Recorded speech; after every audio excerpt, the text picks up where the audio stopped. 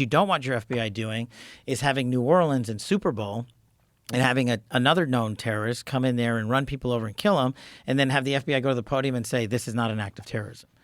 That is the politicization of the FBI. That's what we've changed. But that's what I'm saying. These people that used to run the FBI are coming in there, and they would have made the same decisions. It's just the fact that we're making them, and they got fired because they got caught conspiring against the United States of America and weaponizing the FBI.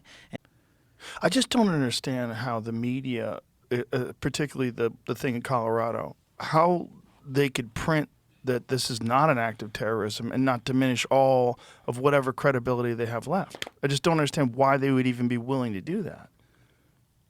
I think it all goes back to the same derangement syndrome that people have. Yeah.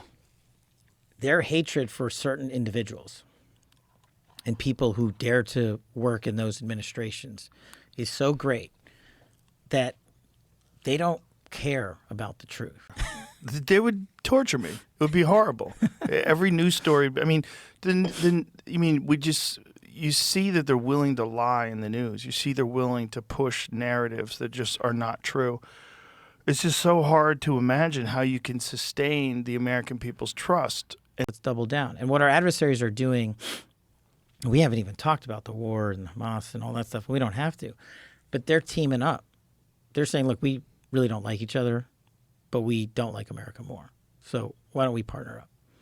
Why don't we use the drug trafficking organizations in Mexico, for human smuggling, not just drugs? Why don't we use Russia, Iran, the CCP, get together? We'll sell ammunitions to you because you can't get them from anywhere else in the world. You don't have access to banks.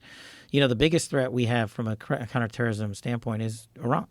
And that's why the president's trying to achieve a peaceful resolution with them and end this war that Hamas started in October in Israel and Gaza.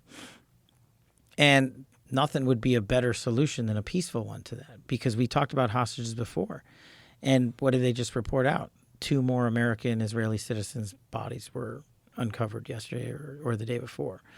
The cost of these wars, people don't see and feel right away.